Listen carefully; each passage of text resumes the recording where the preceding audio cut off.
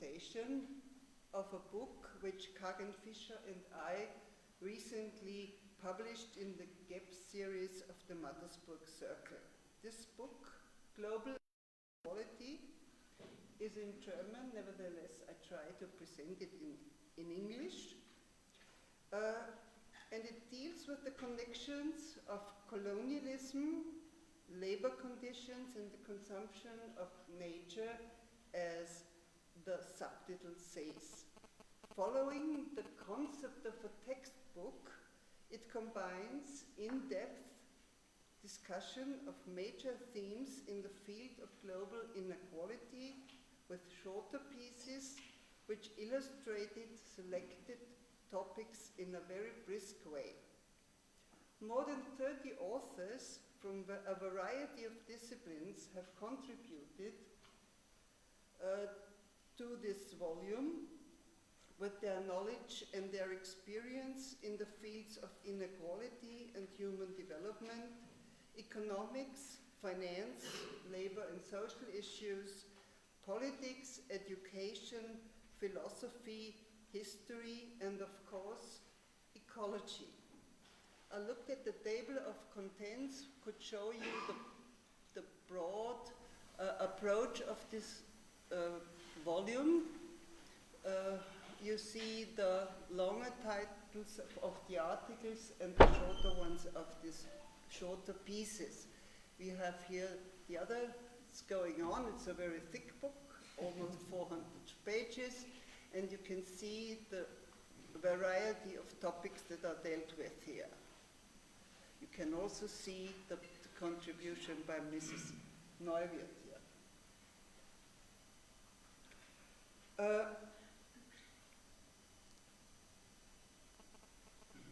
A look, all the articles and the shorter pieces provide the readers with references to the relevant literature.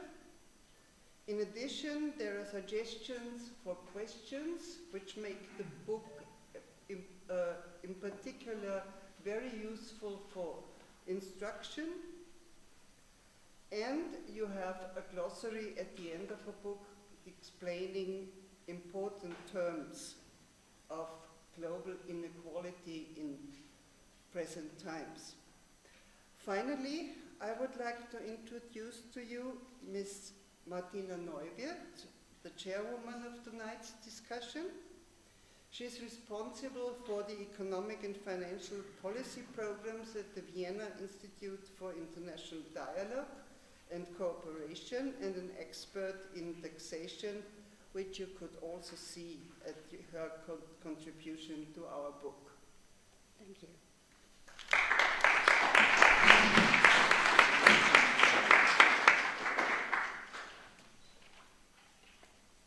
Thank you, Margarete. How can I go back to this? I think it's...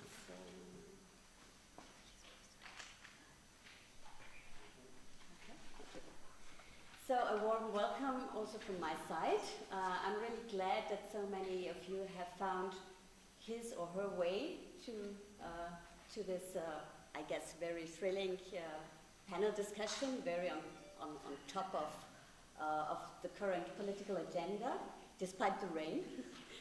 And I also want to warmly welcome the audience via the internet, because we also have a web stream tonight.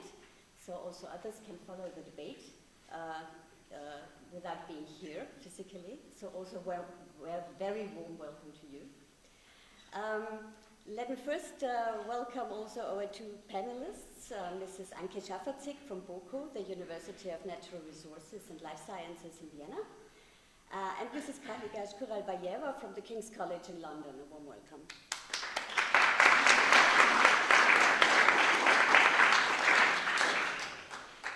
Anke Schaffartzik is a senior scientist at the Institute of Social Ecology at the BOKU.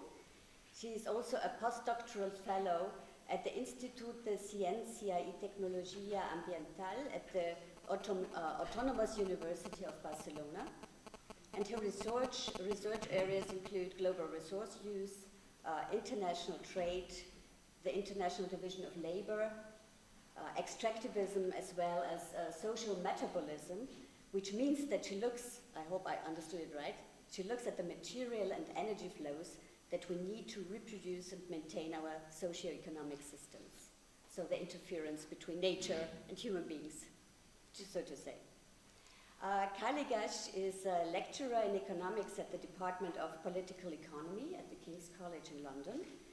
Previously, she was a teaching fellow at the London School of Economics, a research officer at Grantham Research Institute at the London School of Economics, and a research fellow at the University of Oxford. Her research interests include macroeconomics, development economics, climate change economics, and environmental economics. And she also holds a PhD in economics from Oxford University. So, what will be our program tonight? We will start with two inputs from Mrs. Schaffartzik and Mrs. Kuralbayeva. And then we will see a short video of an interview I made with Mr. Rodrigo Pizarro, I will introduce him a bit later, about the environmental tax reforms in Chile, so that we also have a very concrete country example, how to do this. Afterwards, we will have a short discussion between, to say, our first plunge into the inequality issue that Margarete has mentioned. Because if we look at where it is distributed, you see the most funds are invested in East Asia and the Pacific, then Western Europe and Americas, and for example, only 19 billion were invested in sub-Saharan African countries. So we have a massive unequal distribution of climate funds already now. And I think this is also to do with the tendency that climate funds are invested where they are sourced. So countries that do not have potential investors lose out in this game. Only 37 billion, or around 6%, came from government budgets, because we will have a look at the tax question, if environmental taxes are a viable source. But by now, only 37 billion of those 580 billion came from the government budgets, but 400 billion, or nearly 70%, were credits. And if you know, you surely know that the debt problem is coming up again, and we know that also environmental finance might increase future public and private debt levels, which is really a concern, I think. But there is not only an imbalance in climate financing, there's also an imbalance in the global use of resources, and I think Anke will dig deeper into that issue later, which means that poor people in poor countries use less resources than people in rich countries. But also poor people in rich countries use less resources than those who are well off, and it doesn't matter where they live. However, the poor bear most of the effects of climate change and environmental destruction. So it's a kind of lose-lose situation that the poor face at the moment. So today we want to explore what causes environmental inequality and what could be done to curb it. Could environmental taxes be a useful instrument against environmental inequality? That's a question mark. And which experiences have been already made in countries of the global south. So Anke, I would ask you, as the first speaker of tonight, maybe to tell us more about environmental inequality and what do you think, what could be done about it. Please, the floor is yours.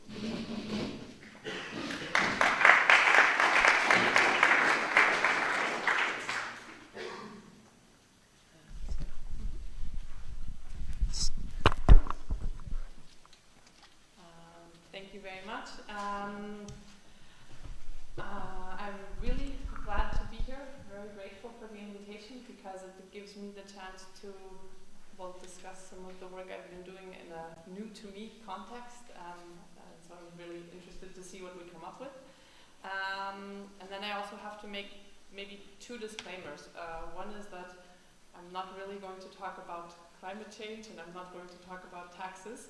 But that doesn't mean that what I have to say is not relevant for these two topics. So I'm kind of trying to build up the premise with which I hope then we can go into the discussion together.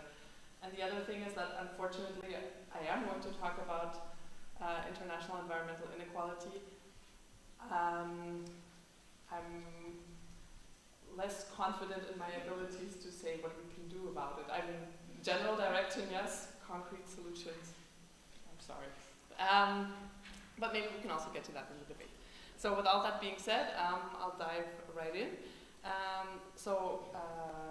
As actually Martina already said just now, both internationally and within countries, the wealthy consume and appropriate more resources than the poor. And I have this little asterisk behind appropriate because I'll go into what that I mean in distinction to consumption with that a little bit later on.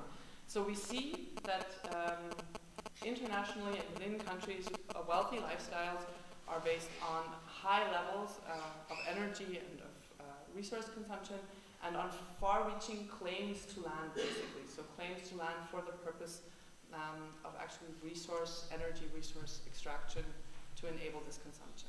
And then on the other side, as we've also already heard, the negative impacts of this consumption affect the poor much more strongly than they do the wealthy. That has especially to do with the fact that we are also looking at differences in lifestyles, basically, in this case, where there's much more amongst the poorer population or also the dispossessed population of the world, there's a much more direct dependence on ecosystem functioning. That doesn't mean that the wealthy don't also depend on this functioning, but it's mediated, yeah, so they have like barriers from changes to this. And then there's an income barrier that I was just alluding to in the, the protection from global environmental change and from the impact of our consumption. If you think about the role of electricity prices, for example, of people being able to afford air conditioning in very hot climates or to afford heating in colder climates. So there's some direct links already there, but also we see that coastal towns in the wealthier countries are much better protected from sea level rise, for example, than low-lying coastal areas in other regions. These are just some examples. So I want to look at where we're always, or at least in my field, we're always talking about growth. So we usually have some graph or another that shows that everything is growing and has been growing, and this is my contribution to that. So in this case, of course, we're looking at the fact that we have, in this time series, not only since 1970, but this is what I'm showing now until today, we have enormous growth in GDP, as you can see in the yellow line. Growth in material extraction that in terms of the rate of growth has been matching that growth, so it's material extraction from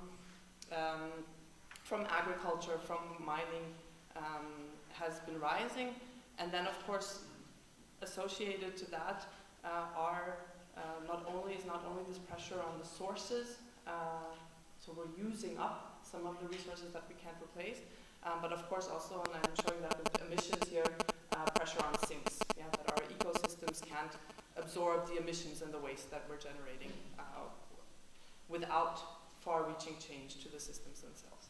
And then maybe the interesting thing is that this material extraction has been growing much more strongly than has population.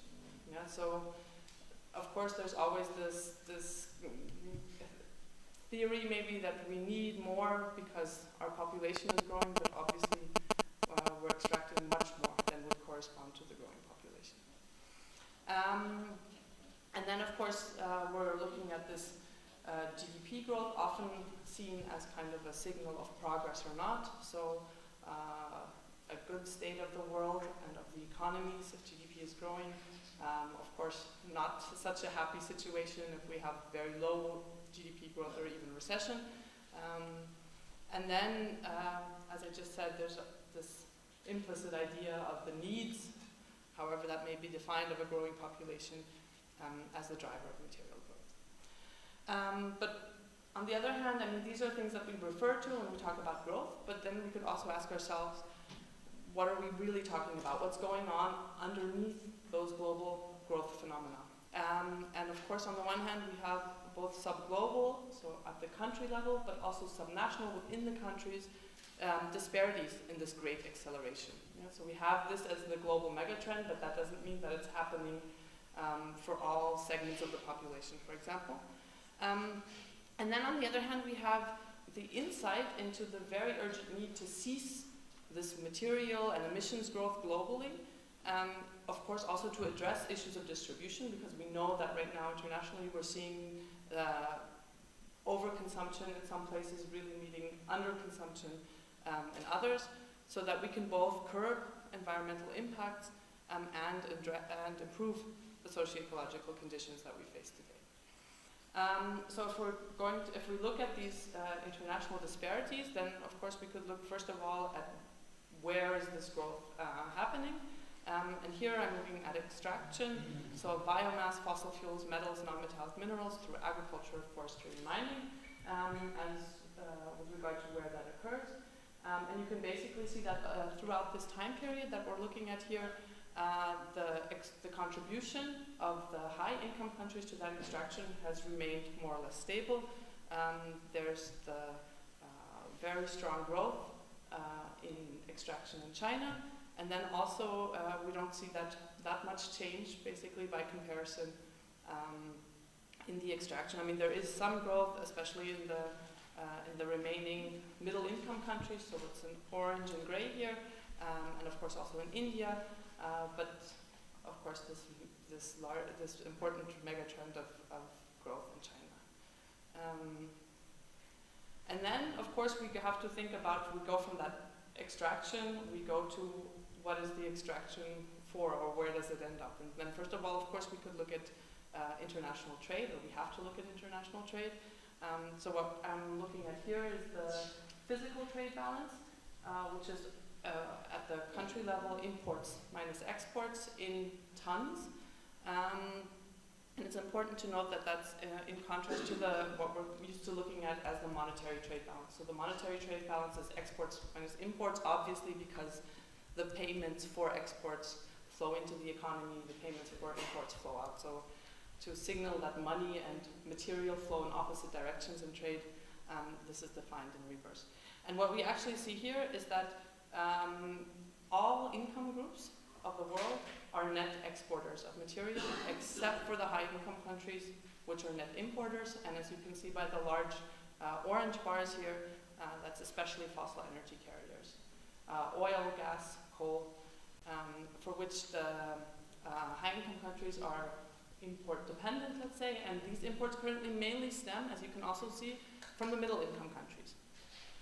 And that's kind of important to note because we can also see from the very small bar for the low-income countries that in material terms, they're not very strongly integrated into the global economy yet. And that's an important factor in two ways. It means that in order to sustain this industrial pattern of material resource use with its import dependency, there's still room for expansion in this way.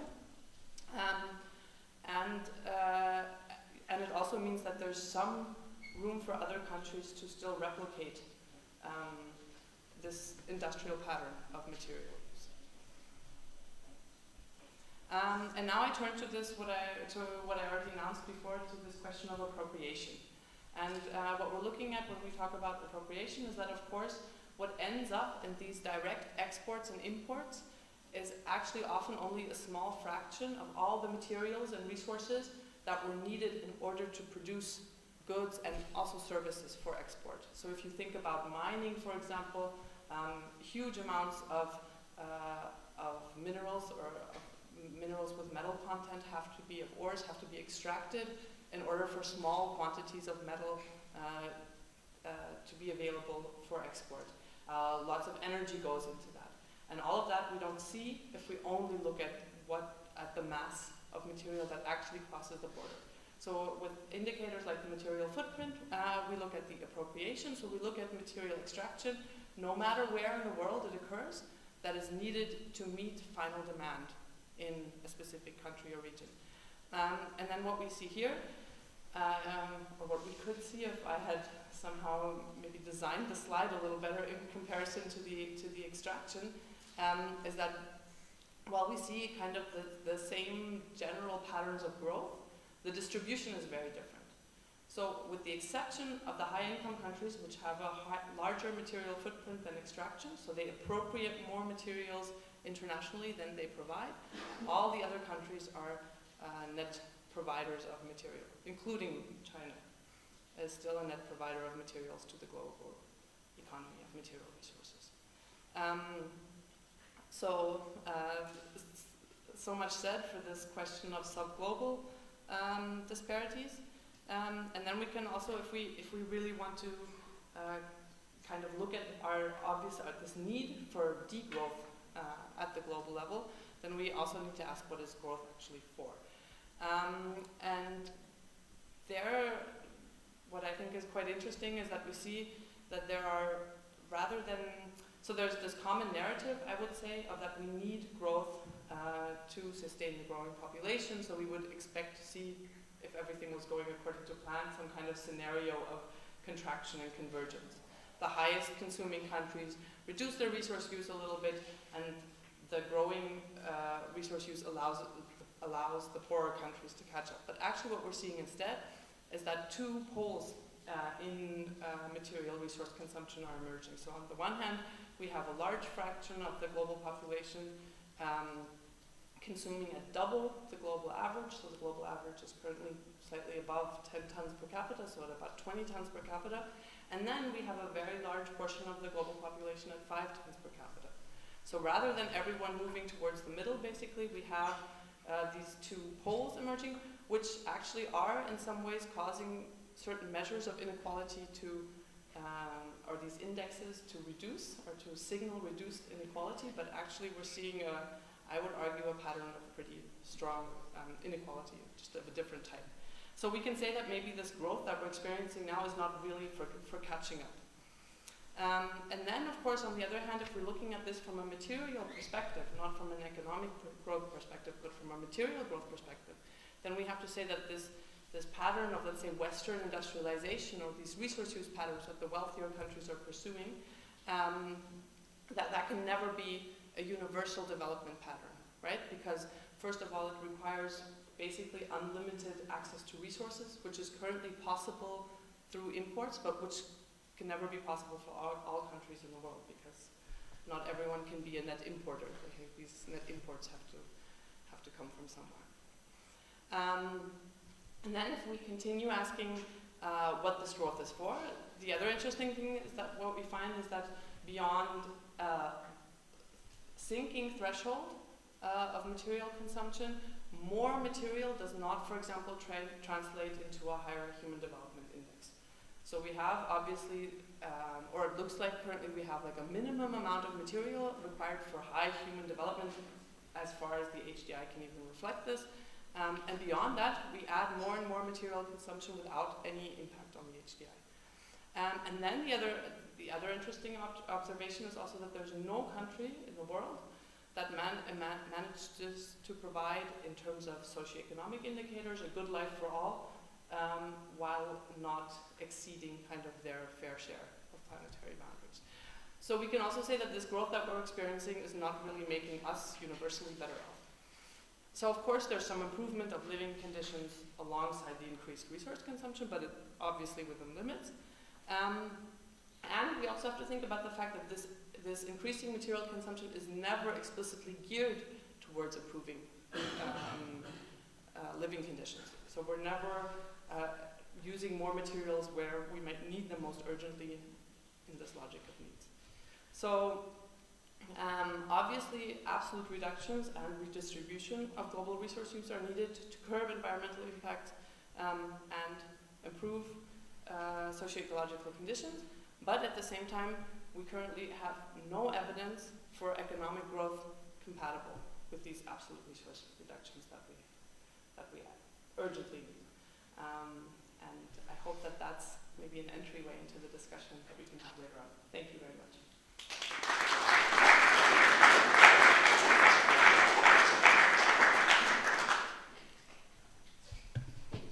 So thank you. I think you have mentioned some of your points were quite loaded, I would say, and I'm not sure if in the public debate everyone would agree with you, especially when it comes to degrowth.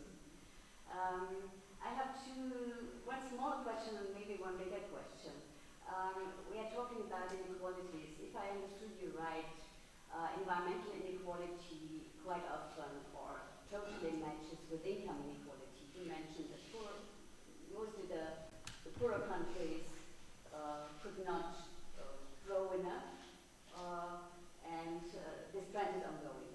Is it right? Do you also see a gender component in that, or is it? Because we always talk about gender inequality, income inequality, environmental inequality. Do you think that matches every time, or do you think that they are somehow going in parallel? They don't have to work together necessarily. Thank you very much. Really great questions, and I think they are also very closely related, because I would say that this match with income inequality can also depend on other factors, because I would say that income only to a certain extent reflects different types of maybe poverty and also actually lack of access to resources. So I think it's conceivable that we have, for example, subsistence communities, very vibrant subsistence communities that are by economic standards and by income standards poor, but actually as long as they're allowed to, or as they can continue to access their land, actually have no, are still using less resources, but have enough resources. And that also, I think, ties in a little bit to the, already to the gender component. I'm not so sure in terms of gender and consumption. I mean, there are some studies that definitely point to different consumption patterns, of course, by gender. But what I think is especially interesting is that in terms of the impact of our current consumption patterns, that in many cases women carry the burden much more strongly than men, simply because they're often tasked with kind of household reproduction at the biophysical level, so with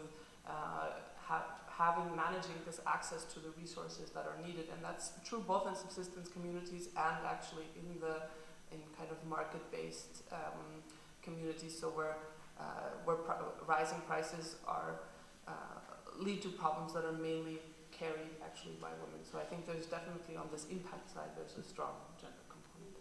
I mean, if we come to the financing side and the tech side, we come back to that, which effects it has on different parts of the population. So you think that inequalities are reinforcing each other, if I understood you right. And the second question, and this is also maybe I want to ask Karly what she thinks about it, but maybe you start. Is this, you strongly make your point that we cannot grow any further, no? Especially in the industrialized countries, because growth means automatically more resource use. So what do you think about this political agenda that is everywhere, that political agenda that politicians are also in the public? One thinks, many people think that we can come away with green growth, so to say. If I've understood you right, you think green growth isn't worth it, because green growth also means material extraction. What do you think about it? Can we have green growth without material growth or resource extraction growth? Can we have that?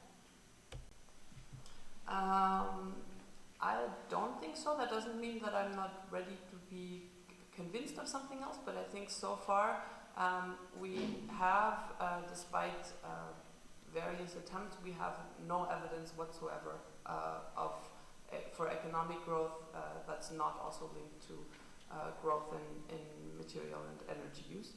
And I also think that it's a little bit difficult conceptually to conceive basically on what the economic output would be based that is not, to a certain extent, something that is actually material or energetic. So for me, there are 2 points that make me doubt it. One, the lack of evidence, and two, the lack of I would say, consistent argument as to how this type of green growth, so the growing economy, and actually the dematerializing biophysical economy can coincide. So it's not only about stagnation at this point, we really need to rapidly reduce the material.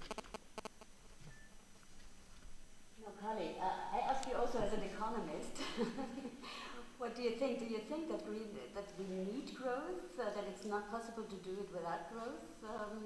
At least, I mean, Anke mentioned that at least poorer countries have to grow somehow and have to make a better life possible for their population.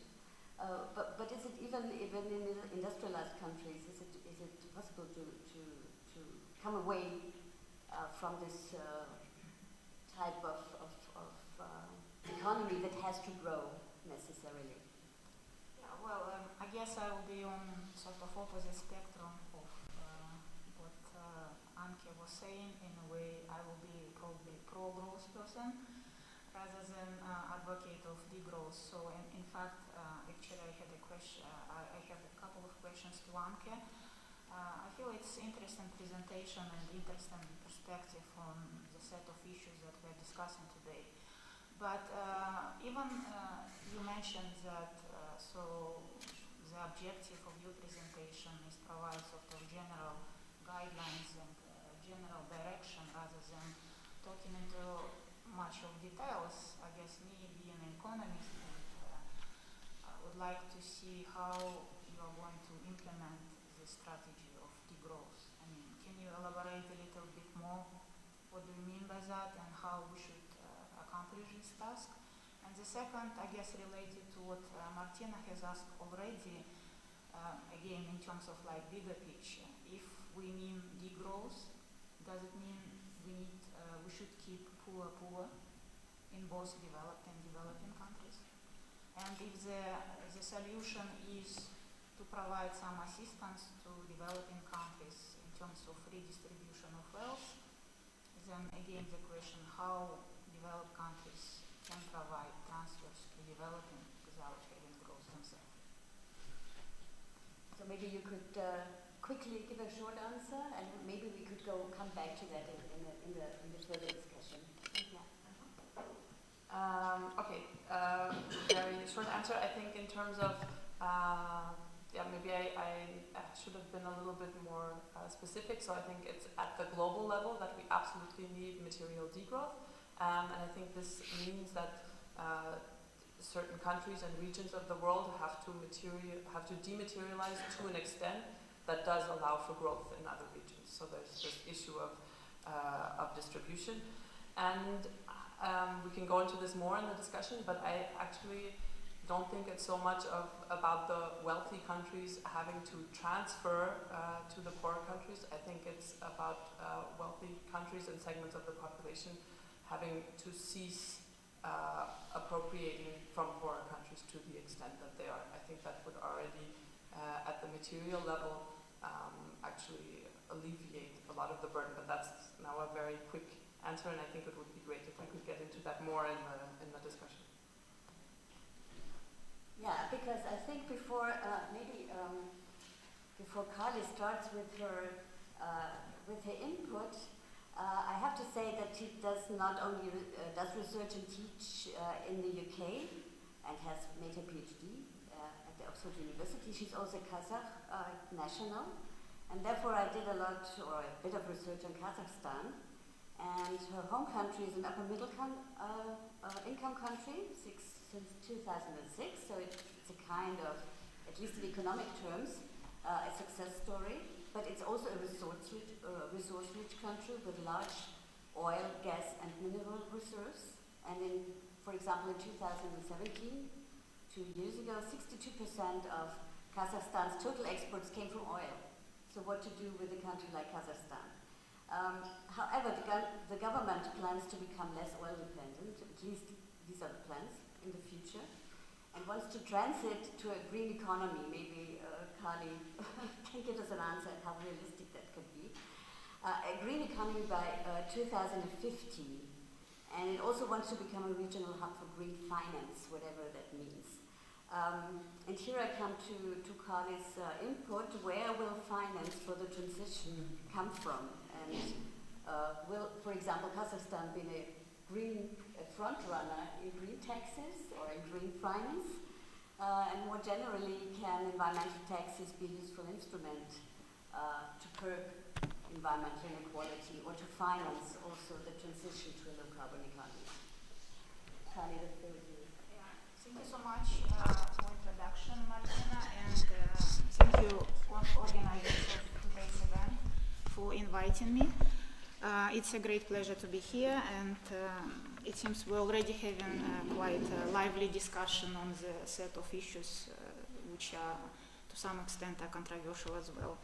And yeah, so being from Kazakhstan myself, I know what kind of issues middle income, resource dependent countries face.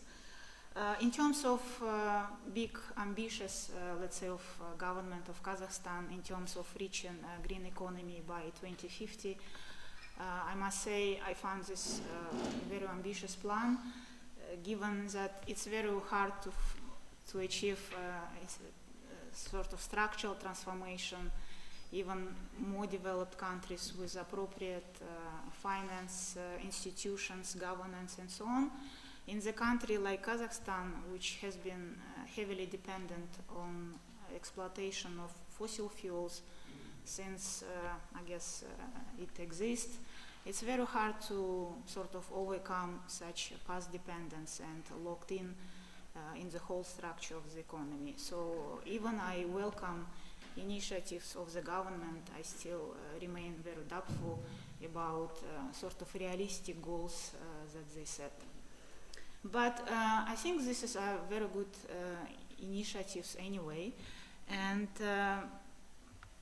one of the initiatives of the government was introduction of so-called carbon taxes, but again not explicit carbon taxation, but through emission trading scheme. And such scheme was introduced in January 2013. So I would like to start my presentation by talking about carbon taxation and resource-rich economies. Again, maybe to some extent motivated by experience of Kazakhstan as well. So here I see there are several important issues. So first of all, I guess when we talk about consumption of fossil fuels domestically, then clearly there are no any controversial issues here, in my point. Because, okay, we are going to consume dirty products. Clearly, government has to introduce carbon taxes in order to address this environmental damage externality, as economists will say. We also know that in this case, government can generate some revenues, and there are some co-benefits of carbon taxation, like because reduction in environmental damage will improve, let's say, health of population, also can reduce some other externalities such as congestion and so on. I guess the controversial issue for many resource-rich countries is that they depend on exports. And this is what, as Anke has already pointed out, to different trade flows between developed and developing countries. So Kazakhstan export almost like 65% of Kazakhstan's export depend on fossil fuels, and the remaining coal, natural gas, and minerals. So as you can see, the picture is not very rosy for Kazakhstan in terms of the climate change. But again, now let's try to apply economic principles, right? So as I said, Kazakhstan mostly export dirty fuel abroad. So what should we do if, let's say, I am a global, or I am the governor of central bank in Kazakhstan. So what should we do? Should we introduce carbon taxes or not? So if you apply so-called polluter pays principle, again, this is from standard economics textbook, to this issue, then you should do nothing, because usually, according to that principle, you should impose taxation at the point of consumption, meaning in a country like Austria. But then it has important implications for the government of Kazakhstan. Well, first of all, obviously, government of Austria is going to generate those revenues from taxing fossil fuel assets subsoil assets which belong to citizens of Kazakhstan. So in my view, then government of Kazakhstan has to impose carbon taxes, not only to deal with sort of global climate change problem and to address this externality, but at the same time, as already mentioned, in order to tax their own assets more heavily, and in this way to generate more revenues. So there is also some evidence that actually resource-rich economies don't tax the assets substantially. We know that many international corporations work exploiting natural resources in developing countries, but apparently governments of developing countries not always impose sufficient income taxes or royalties, because I guess one of such motivations is just political, right? Because they would like to create sort of benevolent conditions for foreign investors. So that is why I feel like there are three key challenges in setting taxes for resource-rich economies.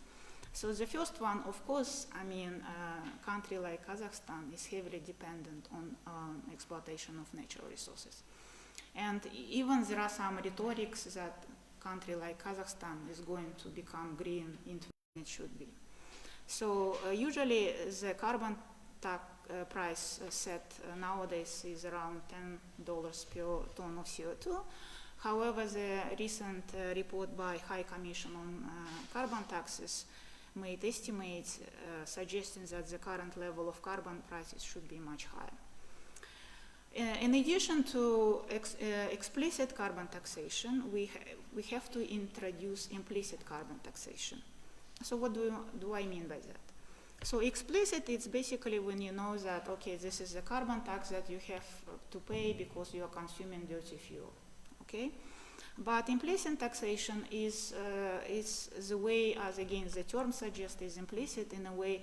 Let's say when you evaluate the cost benefit of different projects, then you already implicitly incorporate in terms of the cost assessment of this project some carbon tax attached to this project in the future in order to take into consideration this climate externality.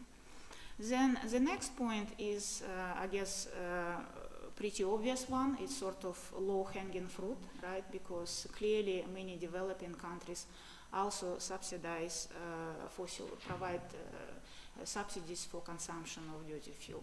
So basically they need to phase out of fossil fuel subsidies. And again, there are some estimates on the slide suggest how big they are. They are pretty big. So, and overall, just to, I guess, complete this part of the discussion is just to say, of course, we need climate policy packages. And those climate policy packages have to be introduced by every country in the world. And in my view, carbon pricing is a key element of climate policy packages. Nevertheless, we also know that there is much public resistance to carbon taxation, mostly related to regressive distributional impacts. Unfortunately, climate policy will have undesirable impacts. So the question is not just to avoid that they don't exist, they do exist. The question is what to do with that again. And so the idea is just to complement carbon tax policies with complementary policies, and also with policies which can facilitate implementation of carbon taxation. And here by complementary policies, I mean policies which, again, first of all, complementary could be even the subsidy to renewable industry, because again, as economists, we know there are many externalities exist within the economy. It could be positive, like generating research and development, because there is learning by doing happening in renewable sector. And again, you want to sort of internalize that learning by doing process by firms, so you provide subsidies. So such policy will be complementary to carbon taxes. Another example of complementary policy will be border carbon tariffs. So again, the idea is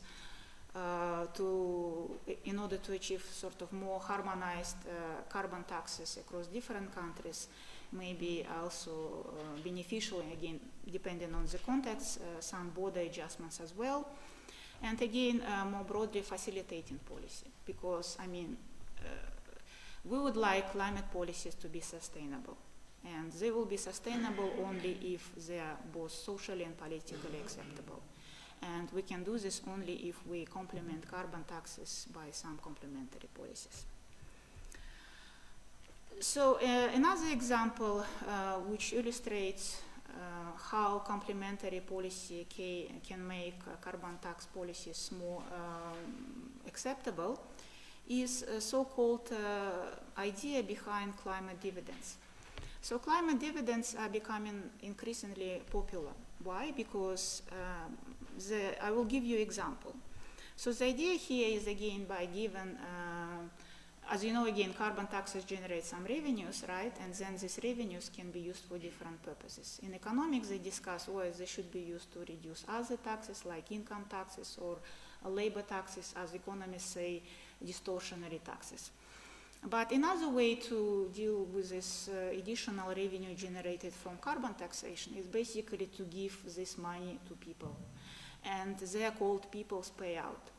And so this very simple example, which illustrates, let's say, with carbon taxation, the cost of rich household increases with $100 to $200, and poor household from $50 to $100, right? So the revenues generated will be what? 100 plus 50, 150. So if we equally divide 150 by 2, it will be $75 will be given back. Given that poor receives $75, but his cost increased by only 50, clearly he is better off by $25. So that is the idea behind this. And again, economic intuition is just because every tax burden remains the same, but you divide these revenues across all, let's say, members of the community or citizens and so on, then poor should benefit more from such policy. And why it is so popular? It's becoming popular because there are already examples of such situations when such people payouts worked. And again, this is the case of Switzerland, I guess one of the neighbors of Austria, right? So they already have this in place. So they have carbon tax on heating fuels, and apparently this is rebated on health insurance, which is compulsory in Switzerland. And Canada also is considering some federal scheme which will rebate basically 90% of carbon tax. So in the paper published in Nature beginning in this year, so they also provided analysis based on the surveys they conducted among 5,000 people in 5 countries again. And again, one of the strategy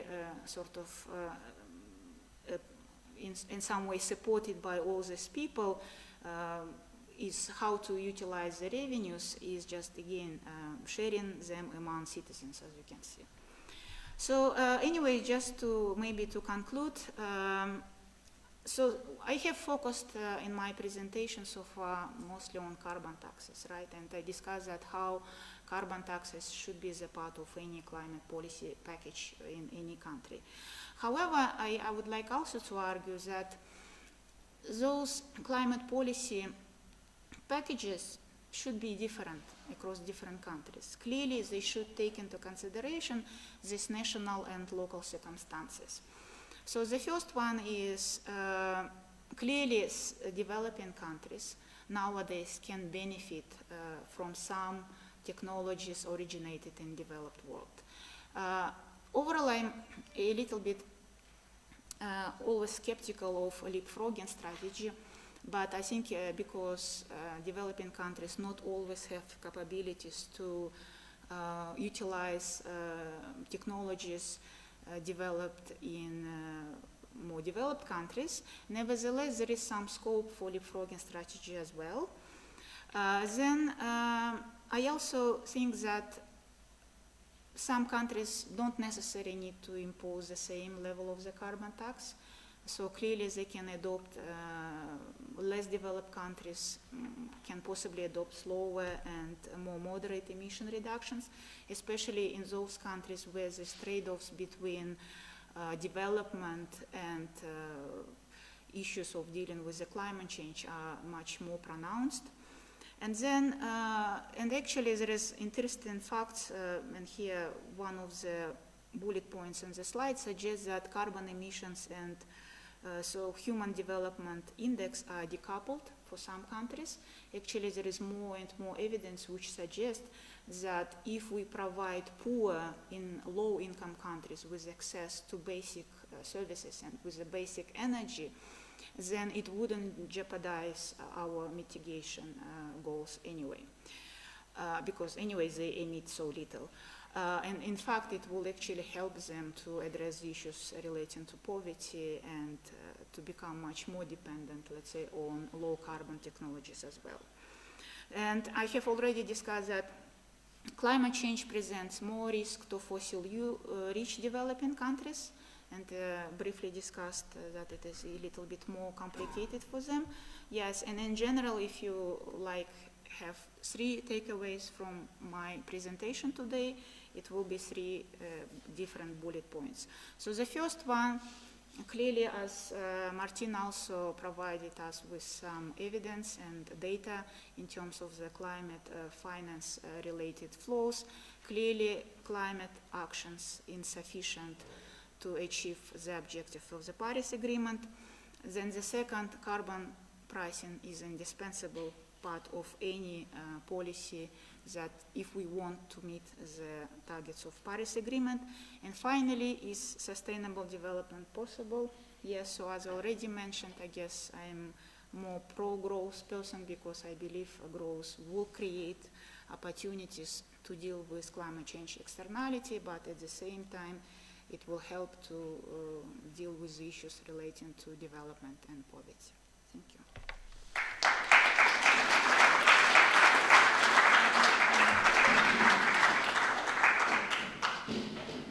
So thank you very much. Before we go into the discussion, and maybe also you have a chance to comment on that, maybe I want to show a short video, an interview I did via Skype with Rodrigo Pizarro. Rodrigo Pizarro is a professor at the University of Santiago of Chile, and from 2014 to 2018 he headed the Environmental Economics Division of the Ministry of the Environment in Chile. Chile is also an upper middle income country like Kazakhstan, but it has a more diversified economy, though the country is heavily dependent also on the export of copper, which does not pose so many problems, but however, it poses also environmental problems, of course. Rodrigo was, so to say, an architect and the designer of the first environmental tax reform in Chile, and he's an economist too from the London School of Economics, and he also studied at the Stanford University. So I did this interview. I apologize for the quality of the audio. It's not perfect because it's Skype. And twice there rings a phone, so I also apologize for this. So, please.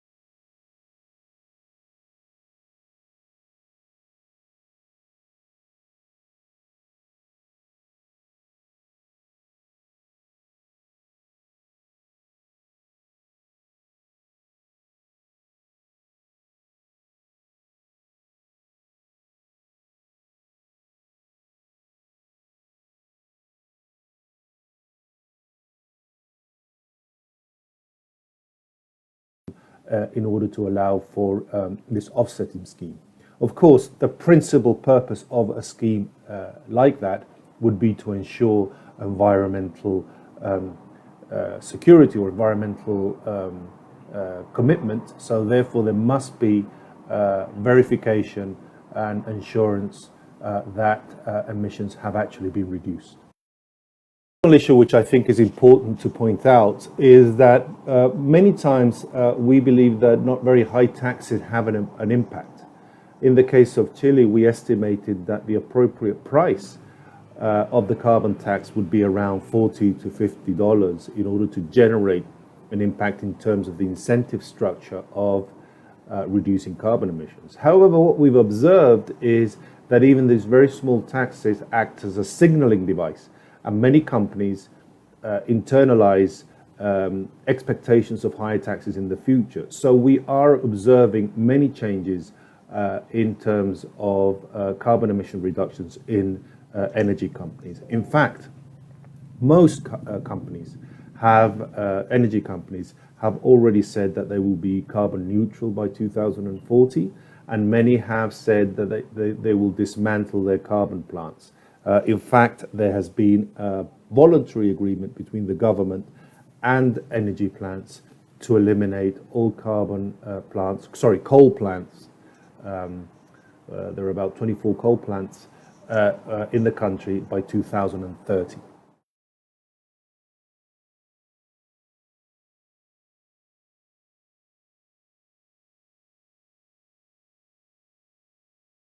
Chile's experience in the region, I think, is important essentially because of the choice of the tax design, which is based on, as I was saying, carbon emissions rather than the carbon content of fuels.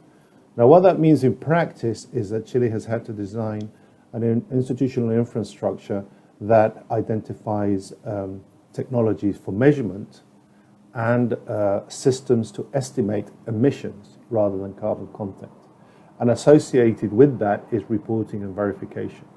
Also, another thing which I think is important, it gives a different relevance to environmental ministries, because it's the environmental ministries that have to verify these emissions. And therefore, it establishes a dialogue between environmental authorities and finance authorities. And I think this is important in the future. And finally, as I think is important, is that it's very difficult to conceive of market-based instruments with global markets through carbon content-based taxes. We do require some form of carbon emissions taxation, because that's the way to establish these instruments, both in terms of eventually carbon emission exchange schemes or other policies in terms of financing natural-based solutions. Developing tax systems on the basis of emissions instead of carbon content of fuel, I think it's very important, because it's the first step to develop more significant market-based instruments in climate change mitigation.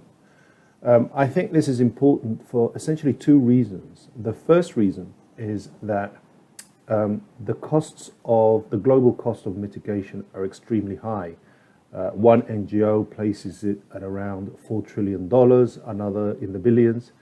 So therefore, we have to find mechanisms in order to reduce the costs of carbon emissions.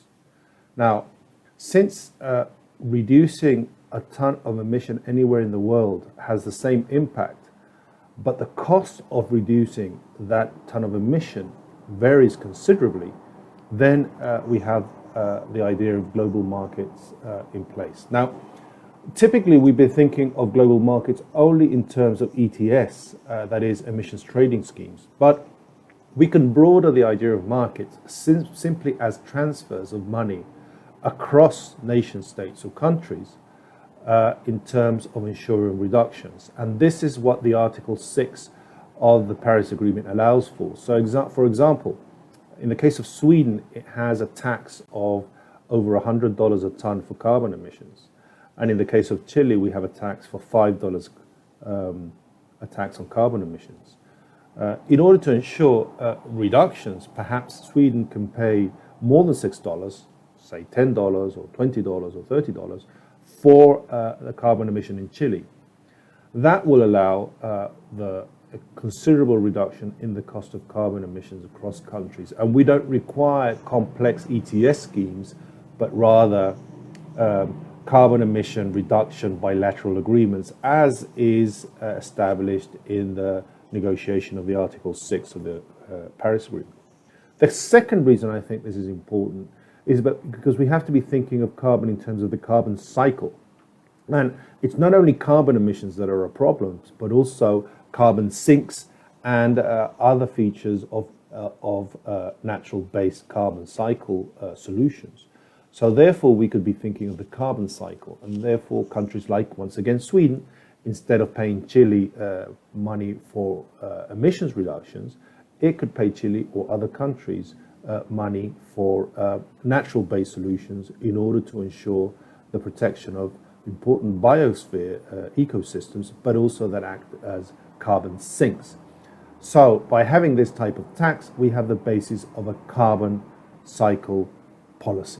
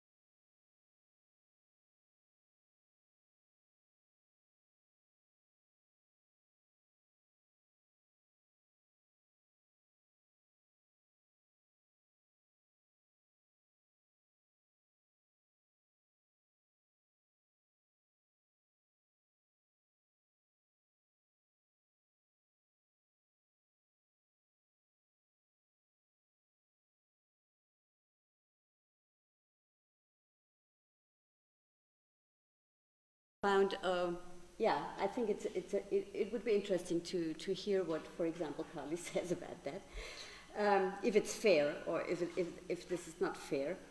And the other thing, he said that poorer countries should be paid for their carbon sinks for the protection of their biospheres. It's a kind of REDD+ mechanism he proposes, so that richer countries pay poorer countries, for example, that they protect their forests, that they don't cut down the trees, etc. So I thought this is a bit beyond the tax issue, I would say, but it's interesting that it comes from an economist of Chile. My question would be also to you, what you think about the experiences that were made in Chile, and what you think about his suggestions, also from an inequality and maybe of a perspective of fairness, so to say. Would you like to start? Colleague? Yeah. Yeah, okay. Okay, so, well, I guess it's always nice to hear sort of case studies or experiences of successful implementation of carbon taxation, especially given I strongly believe, I've already mentioned, that carbon taxation should be part of any climate policy package. Especially given that Chile is a middle-income country, so basically by having this policy introduced and being quite successful, Chile can send a very strong signal to other middle-income countries as well as low-income countries as well, in terms of importance of introducing frameworks which are suited for the conditions of the economy.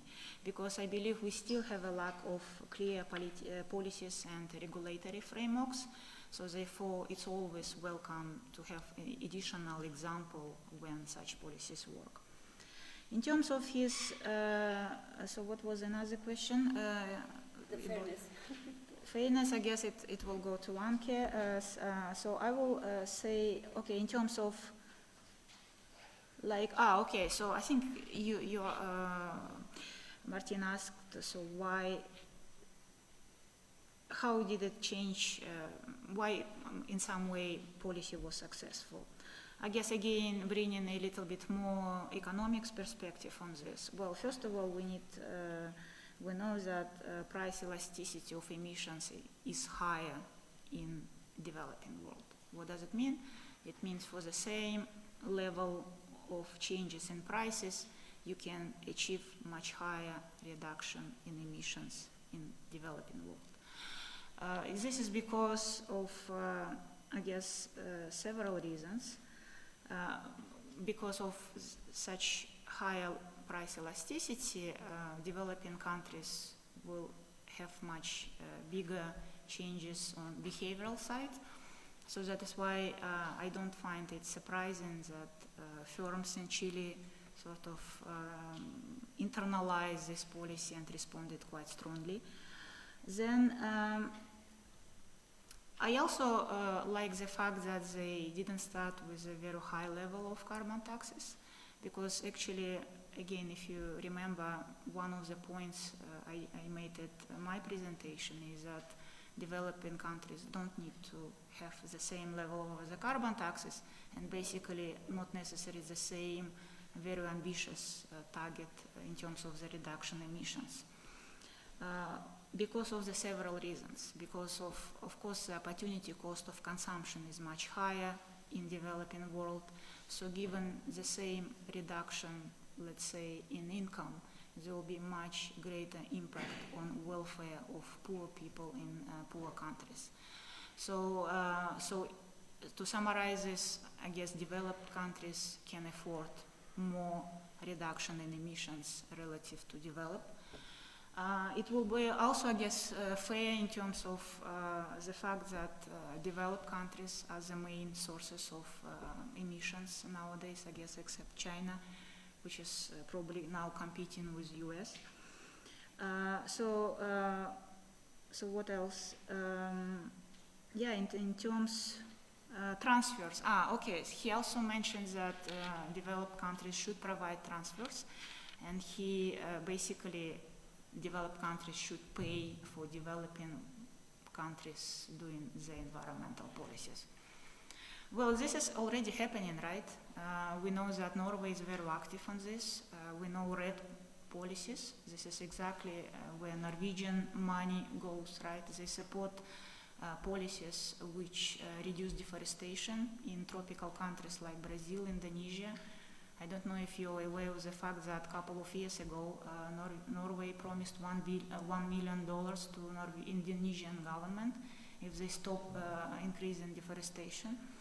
So this is already happening, and again, from sort of theoretical perspective, looking at economics literature, Bart Harstad, who is a professor at the University of Oslo, he was one of the first academics in economics literature who actually proposed this type of the policies, when you buy developing countries, not so that they cannot exploit the coal-based resources. So this policy is sort of supply side policy. When you buy, you basically buy developing countries the rights not to exploit natural resources, which I guess, as I said, it has been applied already. It seems it has been successful, even though, I guess, full-scale evaluation of these red policies has not been done yet. So given the urgency of the problem, I guess we should try different options. And again, I sort of like the set of proposals he discussed in his presentation. Thanks. Yeah, what is your opinion on that? So I guess I come from a little bit of a different point of departure. My understanding of the problem that we're facing with climate change is that we need to reduce greenhouse gas emissions. And that, of course, now is no big surprise, but I think that has to be our first criterion that we're looking at when we're evaluating whether a policy or any measure is successful. Because even with, let's say there's no amount of money in the world that will be able to compensate basically us changing our climate to an extent that large parts of the earth become uninhabitable or unusable. So I think our focus has to be on, are we reducing emissions, right? And if we're looking at measures that are being implemented now and that are basically allowing for business as usual to continue, although, of course, with different accents, and I don't doubt that there are many cases in which, for example, the amount of renewable energy being generated is growing, for example. But actually, if that's something that is not replacing fossil fuels and carbon-emitting forms of energy, then that's adding on to an existing fossil energy system and not transforming it, which is what we need, I think. And then on the other hand, I think that of course we have this very urgent problem of having to reduce our greenhouse gas emissions. But at the same time, I would say that we also face the problem of globally having to reduce our energy consumption. Because we're already seeing with large hydropower dams, even with large wind farms, with expanding use of biomass as an energy source, that we're running into conflicts. We're shifting them to other arenas, but we cannot indefinitely grow our energy use in a physically limited world. And so we need to find ways to actually reduce, of course, now, first of all, greenhouse gas emissions, but we also need to reduce energy use. And all that being said, I think for, let's say if we're looking at criteria under which a carbon tax can help us do that, then of course we need a carbon tax to be so high that it causes drastic reductions of greenhouse gas emissions now, without causing reductions in one country but a rise somewhere else. So it has to be, we have to have this effect at the global level. And then of course it has to be accompanied by very drastic redistribution measures, because we see all over the world in case studies where we're looking at different forms of carbon taxes or partial carbon taxes being implemented, that poorer households are much more strongly affected than richer households. They're less strongly affected, but in proportion to their impact, to their income, the impact on them is much larger. Yeah, if we see, for example, I don't know, with heating costs in Ireland, that they go up for, I don't know, at the rate of about 4 euros for rich households and 3 euros for poor households. And then we kind of interpret that in terms of that it's fine and that it's fair. Of course, that's not the case, because the income difference between poor and rich households is not €1 per week. It's much more substantial than that. And if we're also looking at situations where actually right now we have poor households, yes, they have low energy consumption. So yes, their costs will increase, but they'll increase less. But they actually need more energy consumption at this point. I don't think people should have to suffer from cold in their own apartments, but that happens. That's the case. I don't think they should suffer from heat in the summer, but it happens, and it's the case. And at the same time, we're using massive amounts of energy for other things. So I think we need these redistribution measures that would allow population segments that need more energy to actually use more energy, and that those measures would have to be massive, and they would, of course, they would meet resistance among wealthier population segments. But I think kind of if the industries that are right now emitting the highest amount of carbon, if they resist a carbon tax, I think that's a good sign. I think that means that this is a carbon tax that could potentially work. If the people whose consumption is linked to the highest amounts of carbon emissions, if they resist a carbon tax, I think that's also a good sign, because it has to be a measure that would challenge people, industries, actors to transform their way of doing things. And of course they don't want to do that, none of us do. I mean, I will also probably struggle with what this means, you know? But I think we kind of have to go where it hurts, because assuming that we can keep going as we are and we can make all of this somehow acceptable to the key actors, I'm not sure that that's the way we'll bring about the fundamental change that we need. And then, of course, like a useful carbon tax would also have to be accompanied by fundamental changes to all of our energy-consuming infrastructures, because we can't just make, in a way, energy or certain fossil fuel-based services more expensive, and then kind of expect the problem to solve itself. Although I know I'm now getting into muddy waters with some neoclassical economics thinking, where kind of the market takes care of everything. But I know that that's also like an over-exaggeration. But still, I mean, I think what we really need is, if we say kind of the transport system as we have it now, it's unsustainable, then it doesn't only mean that fuel has to become more expensive, it means that we need really well-functioning, freely available, or at least very cheap public transport, for example. So we can't, and I think there actually the state does have a responsibility for putting the structures in place that the population needs. And I think that responsibility is a greater one than kind of to keep an economic system up and running that's, at least as far as we're discussing now, still seems to be linked to really causing some of these very problems. Okay, thank you. That's what I love about environmentalists, because they always get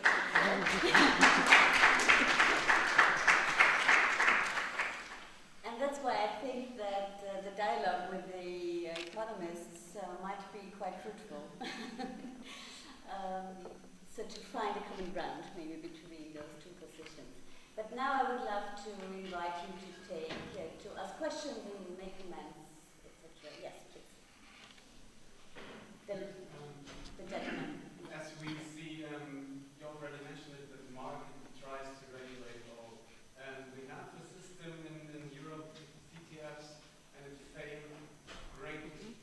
It didn't have an effect at all on our emissions.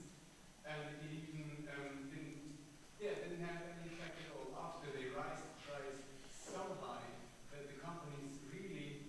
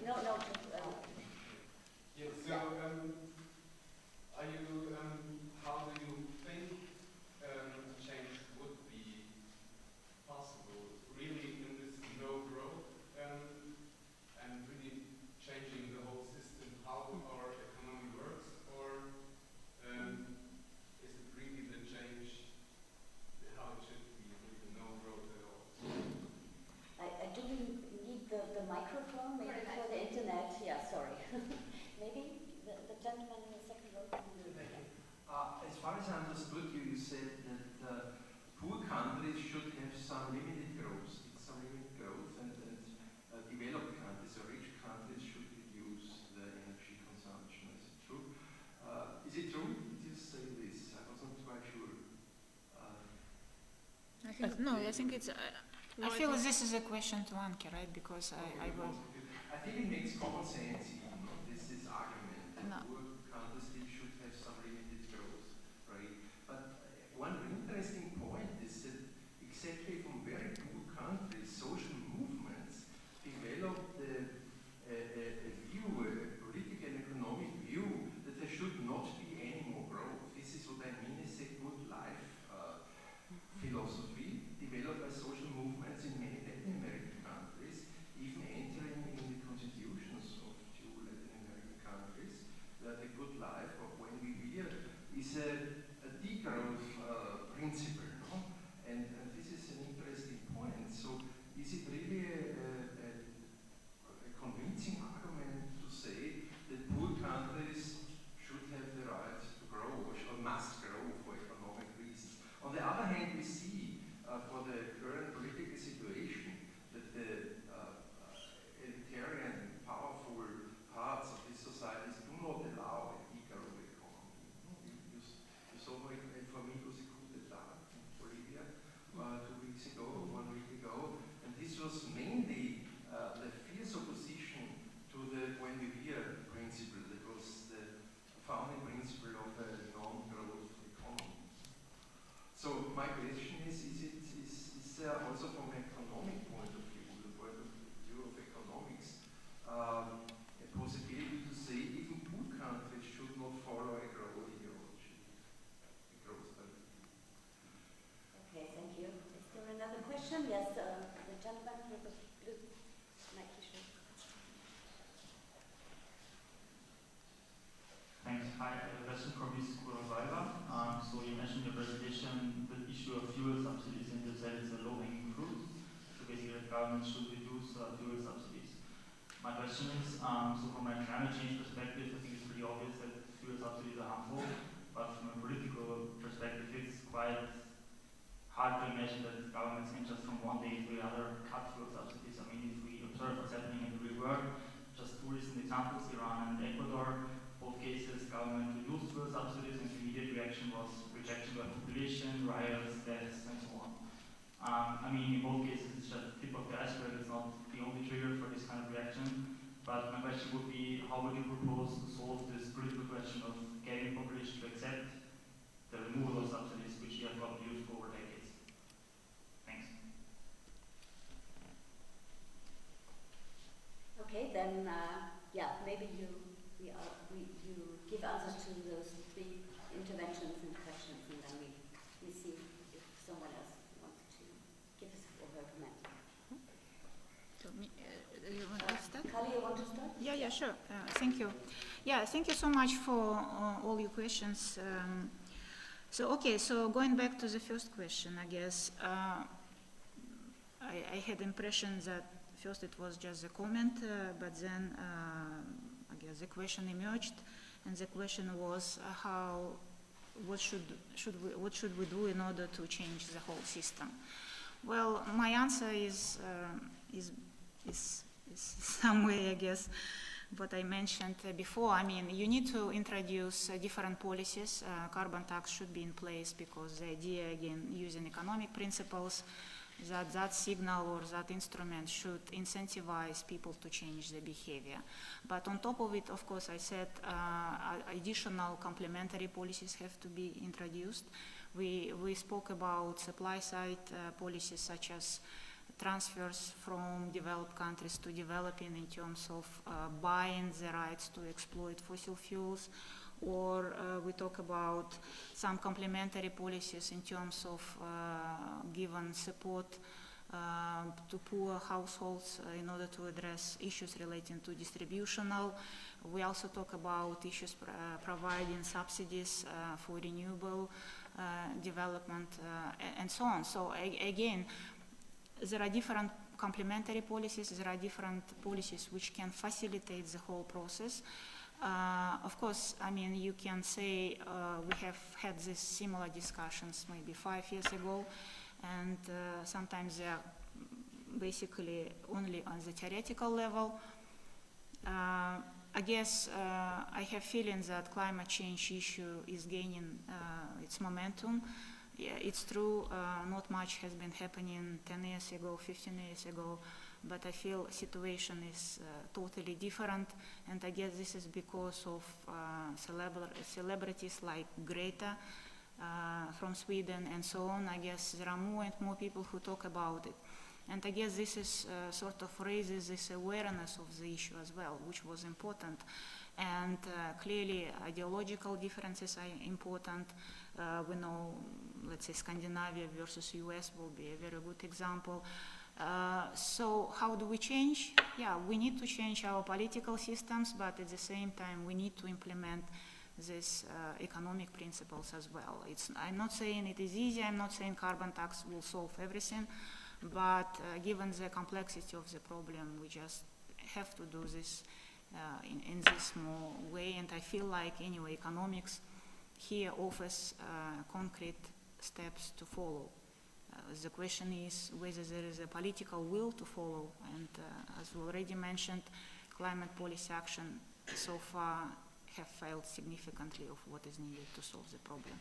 But I feel, again, I remain optimistic, and with more, I guess, efforts on this, we can achieve changes that which will be required to address this problem. But again, just the final comment, maybe degrowth. I don't think that is a solution, because we need resources, we need to give the transfers, we need to support poor again, so we need to grow. And again, if should we allow poor to remain poor? I guess not, right? So that is why I guess we need growth in all those aspects, in my view. So that's the first. Should I go through all the questions? So the second is, I guess it was related, right? It was sort of related, so I guess I already answered it. And final question about fossil subsidies. So this is a very good question, and it was very difficult to remove those subsidies because of the political reasons. But so in my presentation, I mentioned briefly about implicit carbon taxation and explicit carbon taxation. But I didn't have much time to sort of clarify and emphasize the fact that even the balance between implicit taxation and explicit taxation could be different depending on the political system. So my position here is that implicit taxation will be more relevant and in developing countries' context, because explicit taxation will face much more resistance on political grounds. So implicit taxation could potentially solve this issue. I mean, it's the same introducing this implicit carbon taxation even into those subsidies. So for the public, again, because of political reasons, probably it will be much easier to implement those policies relative to explicit taxation in developing countries' context. Thank you. Okay, thank you very much for the comments and questions. First of all, I think it is and maybe should be an emotional topic, and because I think the first comment that we heard was quite on point. I mean, we're not dealing with like different alternatives on how we can run this place, but we're dealing, with people's futures, but we're also dealing with people's current lives. I mean, I think for most of us, we're probably, let's say, among the better and best off in the world, but I mean, this is happening and has happened, of course, at the expense of others that are dealing with the consequences basically right now as we speak. And I'm referring not only to colonialism but also to present day trade relations. So I think it's good, and it should be in this sense also an emotional topic. And at the same time, I think we also have to be very, very analytical and analytically clear about it. And in that sense, I also like this first comment, because I think the challenge that was raised and saying, basically, we're being told that following all of these principles that got us into this mess in the first place, now we only have to follow these principles more to the point and dot our I's and cross our T's, and then we'll get out of this mess. And that's also something that I find analytically a little bit underwhelming, yeah, because kind of we're talking about the need for really drastic change, and we're saying, yeah, but if we just do more of the same and we do the same better, then we'll get this drastic change. It might be the case, but then I would like to hear the argument for how that's actually going to happen. And there, I mean, for me, really the central thing that I'm wondering about is where, I mean, I think maybe we're talking about degrowth in two different senses of the word here. As I tried to say before, my main concern is, of course, with material and energetic degrowth. So I think we need to use less material, use less energy globally. Distribution is another issue. And I doubt very strongly whether that is compatible with continued and sustained economic growth by the patterns that we've been following so far. Yeah. I don't know, I can't even imagine that someone would argue that we don't need material and energetic degrowth, because it's a physically limited planet. Where are we going to go? There is no planet B, as the Fridays for Future movement has been really trying to drive home and has been trying to argue. With that being said, I think that of course makes this question of, if it's not going to be more of the same, then how is change even possible? How are we going to change? That makes that a much more challenging question, right? Because it means we have to change things much more fundamentally. And I think that's also a challenging question, because it means that it will be met with much more resistance, because of course it goes against a lot of the vested interests in the status quo. Yeah, of course. But I used to have a much harder time dealing with this question, and then especially in Barcelona, I got a lot more involved with like different small-scale, local-level projects, basically where people are, I would say, experimenting with living outside of a growth logic. Yeah, and that has a lot to do with kind of conceptualizing economy more as a system which allows us to share the resources that we have, essentially, yeah, and thereby manage them much more efficiently and effectively. And for me, for a long time, that was kind of like, yeah, but doing that in like these small niches and corners, that's not going to change the world. Yeah, that can be your small solution, but that's not how we bring about fundamental change. But I mean, the more I think about it, the more I think that these are projects that show us different ways in which it actually is possible to organize our societal reproduction, which is basically all we need our economic system to do, right? There's no human need for growth. There's a human need for our societal reproduction to be possible, yeah?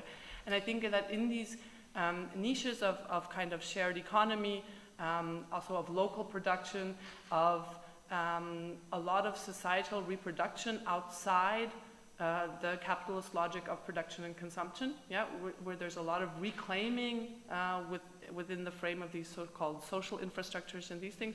I think we are seeing that that things are possible, and then I think it becomes really important to think about kind of which parts of our societal reproduction can we organize outside of this currently problematic logic, and where do we run into problems? And I think there we also come up with what are kind of the structures, the infrastructures, the systems that are really barriers to this sustainability transformation that we need. And I think that this comment with regard to the ecological distribution conflicts in the global south and the resistance to this extractive expansion and all of this, I think that was that's a very important cue for all of us, because it's the same thing that I've really been observing, that in many cases this Western industrialized blueprint for development that's held up as this is the way all people should want to live. I mean, really, if we look at our societies, it's not the case that like everything is going really well, but we have to change because of the environment. I mean, that's not the case. There are wars, there are people that are unhappy, that are unhealthy, that are unfulfilled in our own societies. It's not that everything is going great just because of the environment we have to change some things. But we have serious issues in our very own societal organization, and we have voices from the global south as well, saying this is not the future we want. Yeah, a friend of mine did a case study in an area in India that, or in a village that was hooked up to the electric grid, courtesy of a local dam that was built, and they really, as one voice, said that, well, now we have electricity, but if we had known all of the things that this would do to our way of life, we would have never wanted it. Yeah, and I think this is the question of these coerced, forced transitions that maybe people don't even want to go. And probably talking way too long, but just one very, very tiny comment on the fuel subsidies. I think it's important not only to look at like direct fuel subsidies and then to look at the countries that were mentioned, but I mean, in a way, I'm originally from Germany, and there we have a massive, let's say, indirect subsidy for fuel, which is the political support for the automobile industry, right? Where you have no way out of it, and which is like a massive deterrent for successful climate policies. Yeah. I also wanted to cite a positive example of cutting subsidies, which is from the south, which is Indonesia. They cut annual subsidies of 1.2 billion, I think. It was very huge. But on the other side, they doubled the education and the health budget. And therefore, it was there was hardly any resistance because the people thought of they gained something out of it. So I think it's also a matter of design, how you design it, if you want to cut subsidies. So we have about 10 minutes left. One or two questions, short questions and short answers would be possible. Maybe one of the ladies. If not, then I would say maybe we continue this debate on a more informal basis and with some alcohol. So I thank you very much for listening to us for such a long time, for participating in the debate and for your questions. And have a lovely evening and good night. Thank you.